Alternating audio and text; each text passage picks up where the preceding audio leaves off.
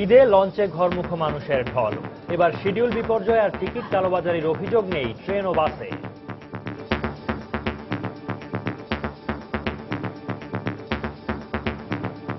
আজকের জন্য টিকিট কাটতেছি, আজকে পেলাম এসে। এই ঈদে খুবই চমৎকার। টিকিট কাটতে গেলে যে টিকিট পাওয়া যায় না বা গাড়ি আসে না, তার থেকে কিছু ইমপ্রুভ দেখা যাচ্ছে এবছর। গতবার যখন ঈদের সময় বাড়িতে গিয়েছিলাম তখন ৬-৭ ঘন্টা করে ট্রেন লেট ছিল, তবে এবার অনেক ভালো করছে আগে থেকে। যাত্রীদের চোখে মুখে বাড়ি ফেরা আনন্দ। কখন বাড়ি যাব এই অনুভূতি সবসময় নিজেকে তাড়া করে ফিরছে। আমার অনেক মজা লাগতেছে যে আমরা এখন দেশে যাচ্ছি। ঢাকা চট্টগ্রাম মহাসড়ক মেরামতের কারণে কিছুটা যানজট, তবে তা দীর্ঘ নয়। দেখছিলেন প্রধান শিরোনাম। দুপুরের সময় সঙ্গে আছি আমি হাফসাতুন্নেসা এবং আমি সৌমিত্র শুভ্র। এবার অন্যান্য শীর্ষ সংবাদ। ঈদ উপলক্ষে প্রায় $25 কোটি রেমিটেন্স পাঠিয়েছেন যুক্তরাষ্ট্র প্রবাসীরা। কষ্টার্জিত অর্থ দেশে পাঠিয়ে ভাগ করে নিচ্ছেন ঈদের খুশি। সংবাদপত্রের ৮ম ওয়েজ বোর্ড বাস্তবায়নে মালিকপক্ষকে প্রধানমন্ত্রীর নির্দেশ। ব্যর্থদের সরকারি সুযোগ সুবিধা বন্ধের হুঁশিয়ারি, দুস্থ সাংবাদিকদের চেক বিতরণ।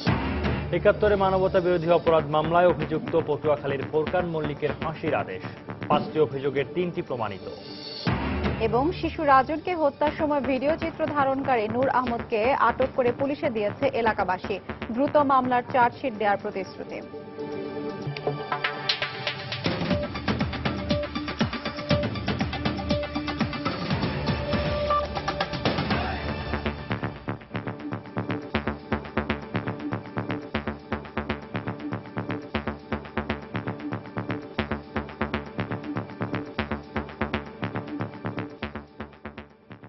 ঈদের বাকি ১ বা ২ দিন, তাই সকাল থেকে এখন পর্যন্ত স্বস্তিতেই ঢাকা ছেড়েছেন নগরবাসী। মহাসড়কে তেমন যানজট না থাকায় ঈদযাত্রায় ঘরমুখো মানুষের তেমন উদ্বেগ ছিল না। এছাড়া গাবতলী বাস টার্মিনালে এখনও বিভিন্ন রুটের টিকিট পাওয়া যাচ্ছে। কালোবাজারের কোনো অভিযোগও নেই। এদিকে এবার শিডিউল বিপর্যয় না থাকায় কমলাপুর রেল স্টেশন থেকে নির্ধারিত সময়ে ছেড়ে গেছে বেশিরভাগ ট্রেন। তবে উপচে পড়া ভিড় ছিল ছেড়ে যাওয়া লঞ্চগুলোতে। দেবাশিস রায়, শেখ জায়েদ এবং সালাউদ্দিন সুমনের সহযোগিতায় তানিন মেহেদির রিপোর্ট। বৃহস্পতিবার সকালে গাবতলী বাস টার্মিনাল থেকে উত্তর ও দক্ষিণাঞ্চলের ৬১টি রুটে বাস ছেড়ে গেছে। পর্যাপ্ত গাড়ি থাকার পাশাপাশি বাস কাউন্টারগুলোতে উপচে পড়া ভিড় না থাকায় স্বস্তিতে ঈদযাত্রা করছেন নগরবাসী। আজকের জন্য টিকিট কাটতেছি, আজকেই পেলাম এসে। আর অন্যান্য ঈদের দিনে বিশেষ করে দেখা যায় যে আগে থেকে লোকালে যেতে হয়, ডাইরেক্ট গাড়িগুলো, বাসের টিকিটগুলো পাওয়া যায় না। কিন্তু এই ঈদে খুবই চমৎকারভাবে দেখা গেল আর কি। অন্যান্য বছরের তুলনায় এবছর যানজটও কম এবং যে টিকিটের যে টিকিট কাটতে গেলে যে টিকিট পাওয়া যায় না বা গাড়ি আসে না, তার থেকে কিছু ইমপ্রুভ দেখা যাচ্ছে এবছর। এদিকে সকালে সদরঘাট লঞ্চ টার্মিনাল থেকে নির্ধারিত সময়ে ছেড়ে গেছে দক্ষিণাঞ্চলের বিভিন্ন রুটের লঞ্চ। বেলা বাড়ার সঙ্গে সঙ্গে বাড়তে থাকে ঘরমুখো মানুষের ভিড়। যাত্রীদের বাড়তি সেবা দিতে বিশেষ লঞ্চ সার্ভিস চালু রয়েছে। এছাড়া ঈদ উপলক্ষে বাড়তি সার্ভিস চালু করেছে বিআইডব্লিউটিসি। ছুটি পাচ্ছি যেহেতু, বাড়িতে মা আছে, বাবা আছে, সবাই আছে, নানু আছে, শিশুকন্যা আছে, সুতরাং সব মিলেই খুব মজার বিষয়। অনেকদিন পর যাচ্ছি তো, আমি প্রায় আজকে ৬ মাস পর বাড়ি যাচ্ছি। এটা বোঝানোর মতো না, কখন বাড়ি যাব এই অনুভূতি সবসময় নিজেকে তাড়া করে ফিরছে। সবার সাথে আমি ঈদ করতে যাচ্ছি এখন। আমার অনেক মজা লাগতেছে যে আমরা এখন দেশে যাচ্ছি। তবে কমলাপুর রেল স্টেশনে তুলনামূলক কম ভিড় দেখা গেছে। অধিকাংশ ট্রেনই ছেড়ে গেছে সময় মতো। ট্রেনের টিকিট খুব ভালোভাবে পেয়েছি, মোবাইলে কেটেছে। আর এখনো তো ট্রেন আসেনি, এখন দেখি, ট্রেনের জন্য অপেক্ষা করছি। ৪-৫ মাস হলো এসেছি ঢাকায়, বাবার বাড়ি যাচ্ছি। এই তো আশা করি ভালো হবে। ঈদযাত্রায় বাস, ট্রেন এবং লঞ্চে যাতে অতিরিক্ত যাত্রী বোঝাই না করা হয় সে ব্যাপারে সজাগ রয়েছে কর্তৃপক্ষ। তানিন মেহেদি, সময় সংবাদ, ঢাকা। এদিকে সকালে কমলাপুর রেল স্টেশন থেকে চট্টগ্রামগামী মহানগর প্রভাতী এক্সপ্রেস ট্রেনটি প্রায় ৮ ঘন্টা দেরিতে ছেড়ে যায়। কিছুটা দেরিতে যাত্রা শুরু হলেও বাড়ি ফেরার আনন্দে অনেকেই মেনে নেন ক্ষণিকের দুর্ভোগ। আবার কারো কারো ছিল ছোটখাটো অভিযোগও। ঢাকা থেকে রওনা হওয়া ট্রেনটিতে যাত্রীদের সঙ্গে ছিলেন আমাদের রিপোর্টার কামরুজ্জামান মামুন। বিস্তারিত জানবো তার কাছ থেকে। চট্টগ্রামগামী মহানগর প্রভাতী ট্রেনটি সকাল 7:40-এ কমলাপুর রেলওয়ে স্টেশন থেকে ছাড়ার কথা থাকলেও তা প্রায় আধা ঘন্টা বিলম্বে প্ল্যাটফর্ম ছাড়ে। উঠে বসেছেন যাত্রীরা, তবে বিলম্বে হলেও যেতে পেরে খুশি তারা। বিগত বছরগুলোর তুলনায় এবার কিন্তু মানটা একটু ভালো হয়েছে। গতবার যখন ঈদের সময় বাড়িতে গিয়েছিলাম তখন 6-7 ঘন্টা করে ট্রেন লেট ছিল, তবে এবার অনেক ভালো করছে আগের থেকে তুলনামূলক। এবার কিছুটা হলো ভিড় কম, যেহেতু সময় মতো ট্রেন ছাড়ার কথা থাকলেও হয়তো 15 থেকে 20 মিনিট লেট ছাড়ছে। তবে অনেকে টিকিট পেয়েও সিটে বসে যেতে না পারার আক্ষেপও প্রকাশ করেছেন। আমরা টিকিট পাইছি, সিট পাইনি, বুঝেননি। আঙ্গুর টাকা লাগছে 300 টাকা, আবার উল্টে জরিমানা দিতে আছে। টিকিট পাইছি বাট সিট পাই না আর কি, অতিরিক্ত কিছু অর্থ দিয়ে বসে যেতে হচ্ছে আর কি। চট্টগ্রামগামী মহানগর প্রভাতী ট্রেন থেকে কামরুজ্জামান মামুন, সময় সংবাদ। এদিকে ঢাকা চট্টগ্রাম মহাসড়কে রাস্তা মেরামতের কাজ চলায় সকালের দিকে কিছুটা যানজটের সৃষ্টি হলেও তা দীর্ঘ হয়নি। ঢাকা চট্টগ্রাম মহাসড়কের মৌচাক এলাকার যানজটের খবর জানাতে এই মুহূর্তে সেখানে আছেন রিপোর্টার তাফসির বাবু। আমরা সরাসরি যাচ্ছি তার কাছে। তাফসির,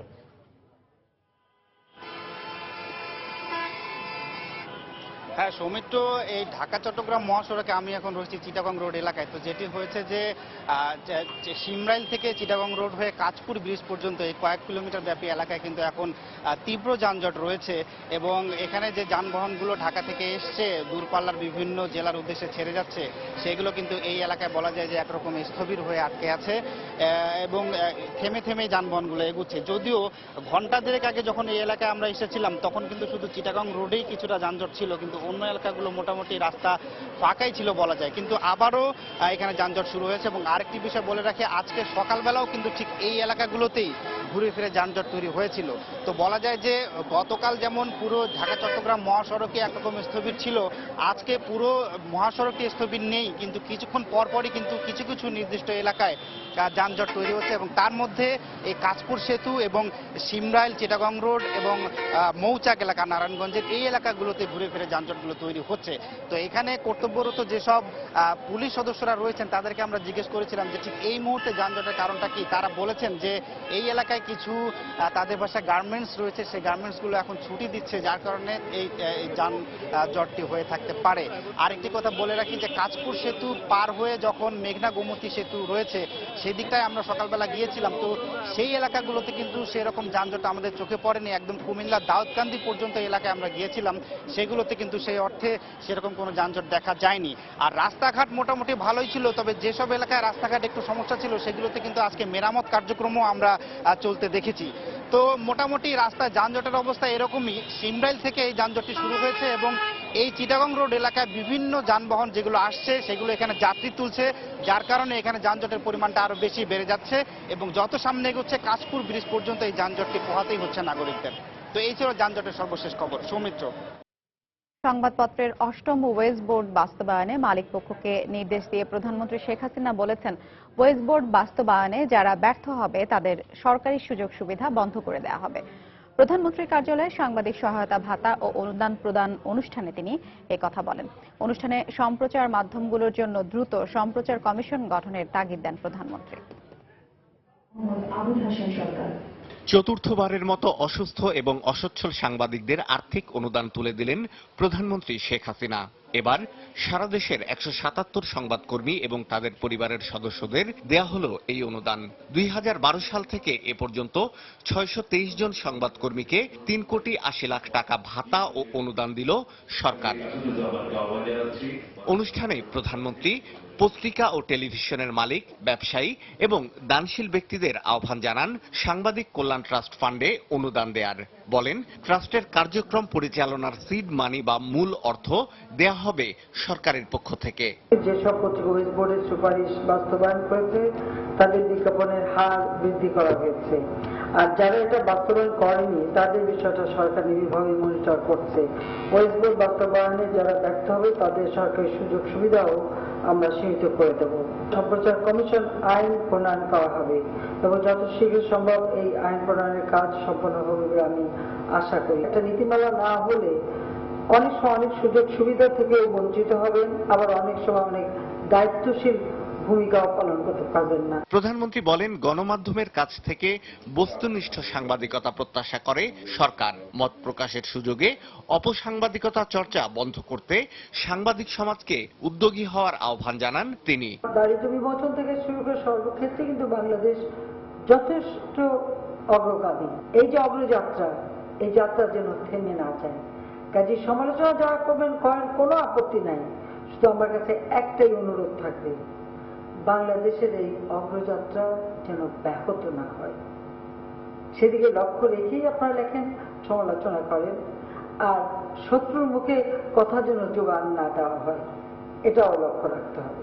আগুন সন্ত্রাস, জঙ্গিবাদ আর স্বাধীনতা বিরোধী শক্তির বিরুদ্ধে ঐক্যবদ্ধ থাকতে সংবাদকর্মীদের আহ্বান জানান প্রধানমন্ত্রী শেখ হাসিনা। একটু হিসাব করে দেখেন। শাহ আলী জয়, সময় সংবাদ, ঢাকা। দুপুরের সময় আরো থাকছে। প্রতিদিনের ব্যস্ততা ভুলে ঈদে বাড়ি ফিরতে শুরু করেছেন বড় পর্দা আর গানের ভুবনের তারকারাও।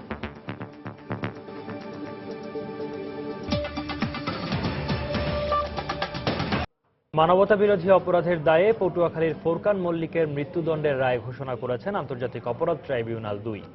৫টি অভিযোগের মধ্যে ৩টি অভিযোগ প্রমাণিত হওয়ায় ২টি অভিযোগে তাকে এ রায় দেয়া হয়। বাকি একটিতে আমৃত্যু কারাদণ্ড এবং ২টি অভিযোগ থেকে এই রাজাকারকে খালাস দেওয়া হয়। ট্রাইব্যুনাল তার রায়ে বলেছেন, অপরাধীর সামাজিক অবস্থান নয়, তাদের কাছে অপরাধের গভীরতা এবং ধরন বিবেচ্য বিষয়। মানবতাবিরোধী অপরাধের মামলায় পটুয়াখালী রাজাকার ফোরকান মল্লিকের বিরুদ্ধে হত্যা, ধর্ষণ, আটক, নির্যাতনের ৫টি অভিযোগে গত বছরের ১৮ ডিসেম্বর বিচার শুরু করেন আন্তর্জাতিক অপরাধ ট্রাইব্যুনাল ২। বিচার শেষে গত ১৪ জুন রায় ঘোষণার জন্য অপেক্ষমান রাখেন আদালত।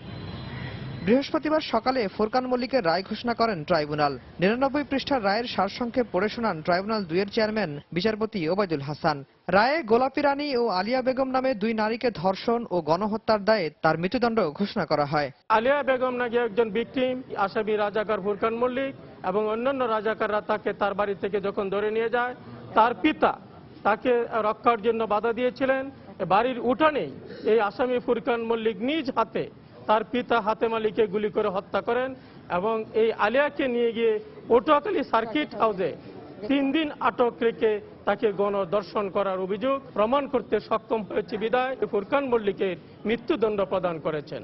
আদালত তার রায়ে বলেন, রাজাকার সামাজিক অবস্থানের দিক থেকে ছোট না বড় এটা বিবেচ্য নয়। ট্রাইব্যুনাল বিচার করেন অপরাধের ধরন এবং গভীরতার। সেদিক থেকে এই আসামি স্থানীয় রাজাকারদের সাথে সরাসরি মানবতাবিরোধী অপরাধে অংশ নেয়। জাজমেন্টের মধ্যে দিয়ে যেটা বেরিয়ে আসছে যে একজন নিচের লেভেলের লোক হলেও তাদের যে অপরাধের ধরন এবং তাদের যে সম্পৃক্ততা, তাতে সেই সমপর্যায়ে পড়ে যারা বড় অপরাধীর সাথে তাদেরও একই অবস্থা। এদিকে আসামিপক্ষের আইনজীবী এ রায়ে ন্যায় বিচার হয়নি দাবি করে রায়ের বিরুদ্ধে উচ্চ আদালতে আপিল করতে তার মক্কেলকে পরামর্শ দেওয়ার কথা জানিয়েছেন।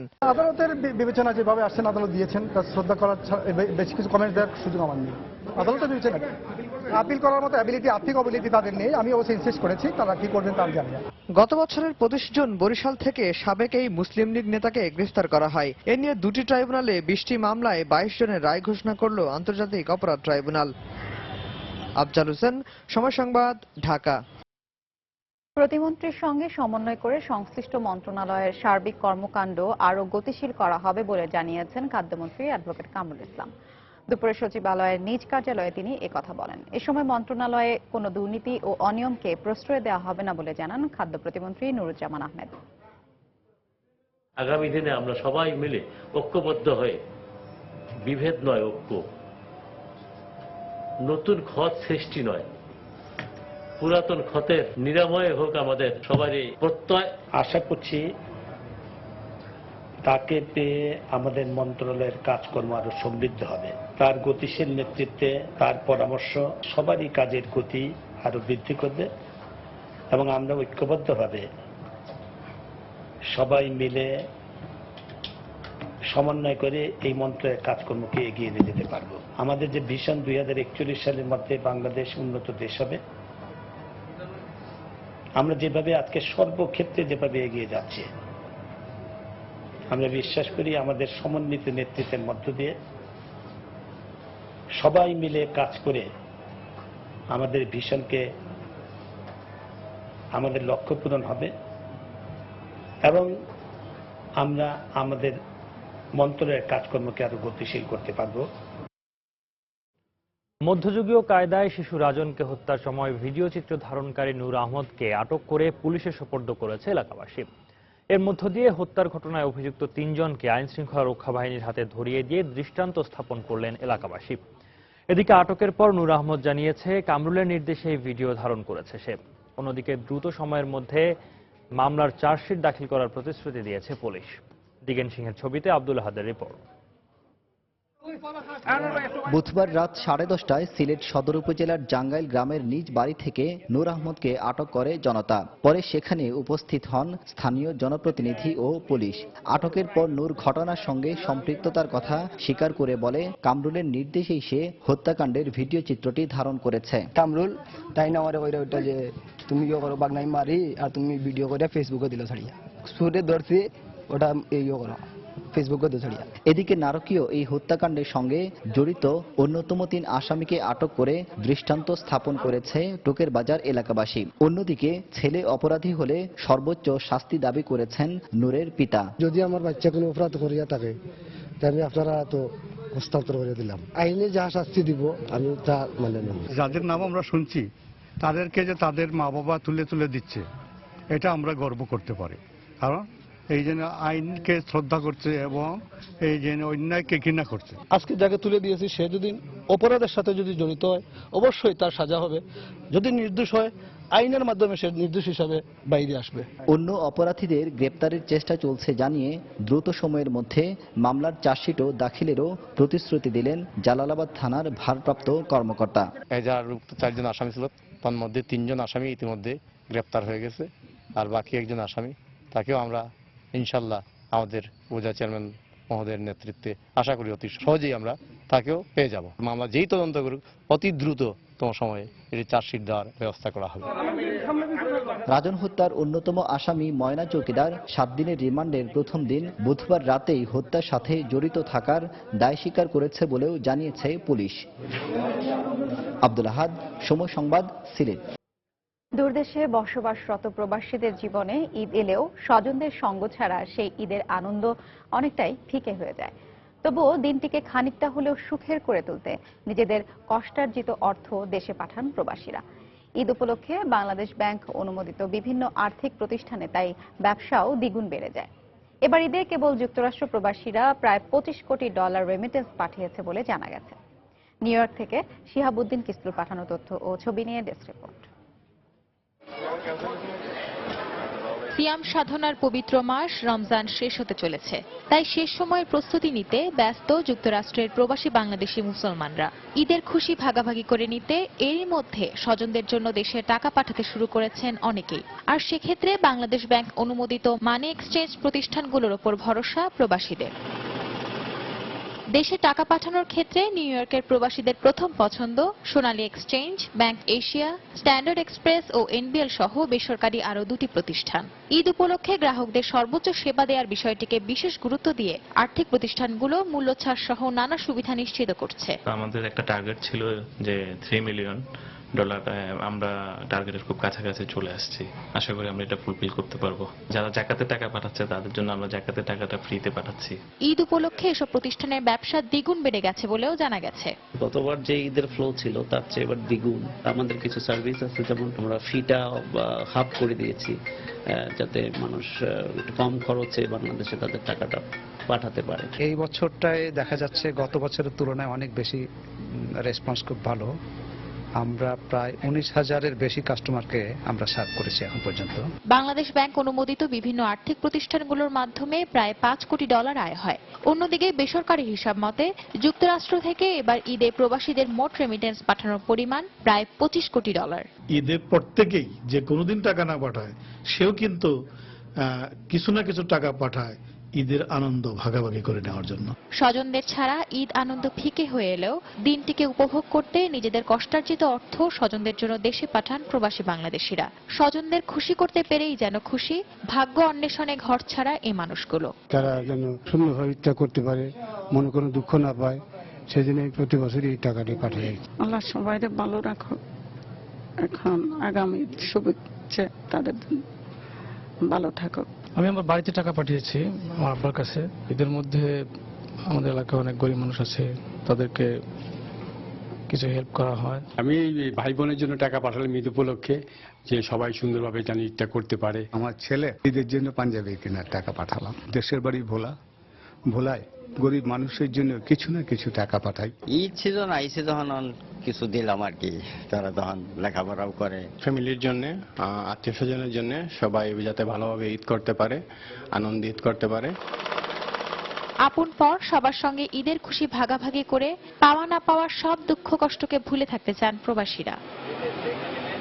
সময় সংবাদ, নিউ ইয়র্ক, যুক্তরাষ্ট্র।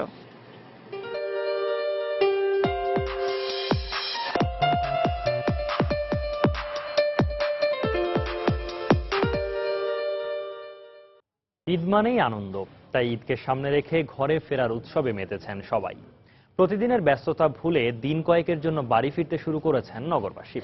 তেমনিভাবে আপন মানুষের কাছে যেতে নিরে ছুটছেন বড় পর্দা আর গানের ভুবনের তারকারাও। শাফিন জাহিদের রিপোর্ট।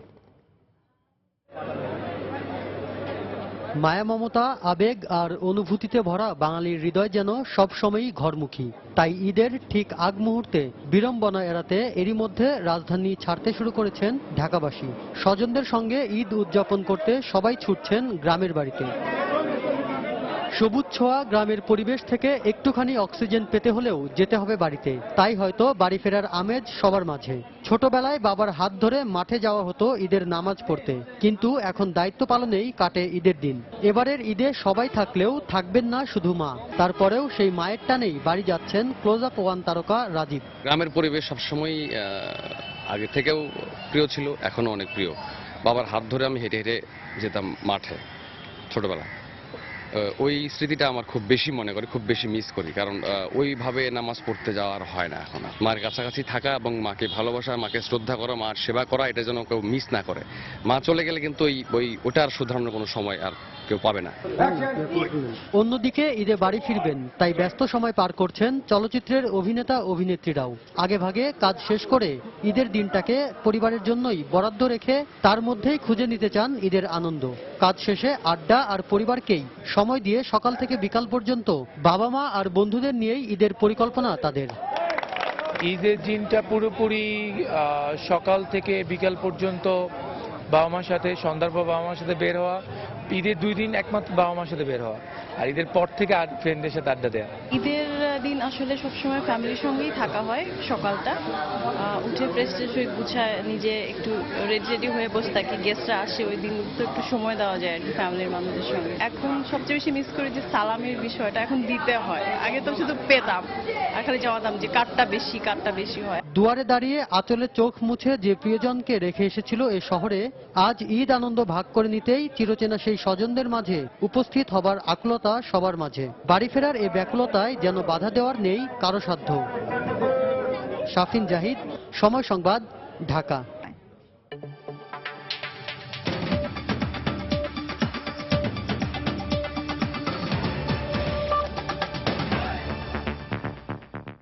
2015 সাল থেকে এ পর্যন্ত সিরিয়ায় আইএস এর সাথে যোগ দেয়া অর্ধশতাধিক শিশু নিহত হয়েছে বলে জানিয়েছে Syrian observatory for human rights. বুধবার প্রকাশিত এক রিপোর্টে এ তথ্য জানায় সংস্থাটি। এর মধ্যে জুলাই মাসেই 31 শিশু নিহত হয়। সিরিয়ার সেনাবাহিনী ও মার্কিন নেতৃত্বাধীন জোটের বিমান হামলায় এরা নিহত হয়েছে বলে প্রতিবেদনে জানানো হয়। ইরাক ও সিরিয়ায় খেলাফত প্রতিষ্ঠার লক্ষ্যে শিশুদের যোদ্ধা হিসেবে ব্যবহার করে জঙ্গি গোষ্ঠী আইএস।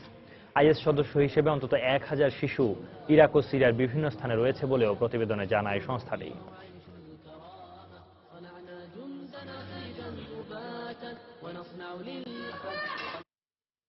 নজরদারির কাজে ব্যবহৃত একটি ভারতীয় ড্রোন গুলি করে ভূপাতিত করার দাবি করেছে পাকিস্তান। এরই মধ্যে এই ঘটনার ব্যাখ্যা জানতে ইসলামাবাদে নিযুক্ত ভারতীয় রাষ্ট্রদূতকে তলব করেছে পাকিস্তানি পররাষ্ট্র মন্ত্রণালয়।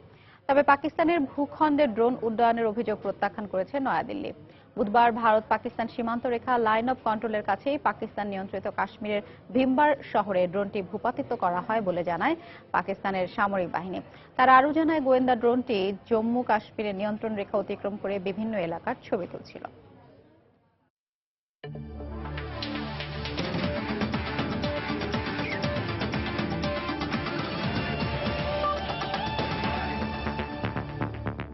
লাকি ভেন্যু চট্টগ্রামে দাপুটে জয়ে দক্ষিণ আফ্রিকার বিপক্ষে ঐতিহাসিক সিরিজ জিতেছে টাইগাররা। ব্যাট হাতে সিরিজের সেরা পারফর্মার সৌম্য হলেও বল হাতে দক্ষিণ আফ্রিকার কাগিসো রাবাদা। সিরিজ শেষে হিসেবের খাতায় কাটাকুটি করে দু দলের পরিসংখ্যান থাকছে এবারের প্রতিবেদনে। হয়তো বিশ্বকাপ জেতা হয়নি, কিন্তু তারপরও ক্রিকেট বিশ্বের বড় দলগুলোর একটি দক্ষিণ আফ্রিকা। ওয়ানডেতে এই দলটির বিপক্ষে গেল 13 বছর মাত্র একটি জয় ছিল টাইগারদের, কিন্তু নিজেদের সেরা ফর্মে থাকা মাশরাফিরা 4 দিনের ব্যবধানে টানা 2 ম্যাচে জয় তুলে নিয়ে প্রথমবারের মতো দক্ষিণ আফ্রিকার বিপক্ষে সিরিজ জয়ের ইতিহাস রচনা করেছে। বিশ্বকাপের পর খেলা পাকিস্তান ও ভারতের বিপক্ষে সিরিজে বাংলাদেশের জয়ের মূল স্থপতি ছিলেন তামিম ও মুস্তাফিজ। দক্ষিণ আফ্রিকার বিপক্ষে এই দায়িত্ব নেন সৌম্য সরকার। টানা 2 ম্যাচে 50 করেছেন সিরিজ সেরা সৌম্য। তাই তো সিরিজের সর্বোচ্চ রান ও ব্যক্তিগত ইনিংসের মালিকও সাতক্ষীরার এই ক্রিকেটার। 3 ম্যাচে 102 গড়ে সৌম্য করেছেন 205 রান। শেষ 2 ম্যাচে সেঞ্চুরির খুব কাছে গিয়েও ম্যাজিক ফিগার স্পর্শ করতে পারেননি। কিছুটা আক্ষেপ থাকতেই পারে, কেননা টেস্ট খেলুড়ে দেশগুলোর মধ্যে শুধুমাত্র প্রোটিয়াদের বিপক্ষেই যে ওয়ানডেতে কোনো সেঞ্চুরি নেই বাংলাদেশের। সবচেয়ে বেশি রান করার তালিকায় সৌম্যর পরেই আছেন দক্ষিণ আফ্রিকার ফাফ ডু প্লেসি। 3 ম্যাচে 150তে তিনি করেছেন 110 রান। এরপর সমান 33 গড়ে 66 রান করেছেন রাইলি রুশো ও তামিম ইকবাল। তবে উইকেট শিকারে শীর্ষে আছেন এই সিরিজেই অভিষেক হওয়া প্রোটিয়া পেসার কাগিসো রাবাদা। প্রথম ম্যাচে অভিষেকের সেরা বোলিং এর রেকর্ড গড়লেও পরের 2 ম্যাচে তাকে সামলাতে খুব একটা বেগ পেতে হয়নি টাইগারদের। পুরো সিরিজে তিনি ঝুলিতে পড়েছেন 8 উইকেট। আর ভারতের বিপক্ষে স্বপ্নিল অভিষেকের পর এই সিরিজেও স্বাগতিকদের সেরা বোলার কাটার স্পেশালিস্ট মুস্তাফিজুর রহমান। প্রথম ম্যাচে উইকেট না পেলেও পরের 2 ম্যাচে নিয়েছেন 5 উইকেট। এছাড়া রুবেল ও নাসির 4টি করে, আর মাশরাফি ও তার ডেপুটি সাকিব নিয়েছেন 3টি করে উইকেট। আগের কয়েকটি সিরিজে হাই স্কোরিং ম্যাচ হলেও এই সিরিজটিকে লো স্কোরিং এ বলা যায়, কেননা 3 ম্যাচের একটিতেও দলীয় স্কোর 200 পার হয়নি। তৃতীয় ওয়ানডেতে বাংলাদেশের 170 রানই সিরিজের সর্বোচ্চ দলীয় স্কোর। সাজিদ মুস্তাহিদ, সময় সংবাদ। দুপুরের সময় এ পর্যায়ে শীর্ষ সংবাদ জানিয়ে দিচ্ছি আরেকবার। ঈদে লঞ্চে ঘরমুখ মানুষের ঢল। এবার শিডিউল বিপর্যয় আর টিকিট কালোবাজারির অভিযোগ নেই ট্রেন ও বাসে। যাত্রীদের চোখে মুখে বাড়ি ফেরার আনন্দ। ঈদ উপলক্ষে প্রায় $25 কোটি রেমিট্যান্স পাঠিয়েছেন যুক্তরাষ্ট্র প্রবাসীরা। কষ্টার্জিত অর্থ দেশে পাঠিয়ে ভাগ করে নিচ্ছেন ঈদের খুশি। সংবাদপত্রের 8ম ওয়েজ বোর্ড বাস্তবায়নে মালিক পক্ষকে প্রধানমন্ত্রীর নির্দেশ। ব্যর্থদের সরকারি সুযোগ সুবিধা বন্ধের হুঁশিয়ারি। দুস্থ সাংবাদিকদের চেক বিতরণ। ৭১ মানবতা বিরোধী অপরাধ মামলায় অভিযুক্ত পটুয়াখালীর ফোরকান মল্লিকের ফাঁসির আদেশ। 5টি অভিযোগের 3টি প্রমাণিত। এবং শিশু রাজনকে হত্যার সময় ভিডিও চিত্র ধারণকারী নূর আহমদকে আটক করে পুলিশে দিয়েছে এলাকাবাসী। দ্রুত মামলার চার্জশিট দেওয়ার প্রতিশ্রুতি। এই ছিল দুপুরের সময়। যে কোনো খবর পেতে ভিজিট করুন সময়নিউজ.tv। সঙ্গে থাকুন সময়।